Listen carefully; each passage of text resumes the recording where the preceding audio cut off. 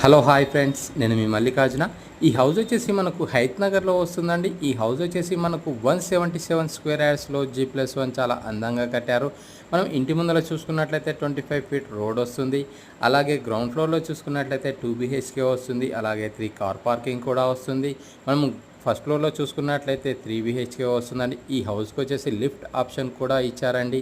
మనకు ఓనర్ అయితే ప్రైస్ చెప్తున్నారండి 1,90 lakhs చెప్తున్నారు, నెగోషియబుల్.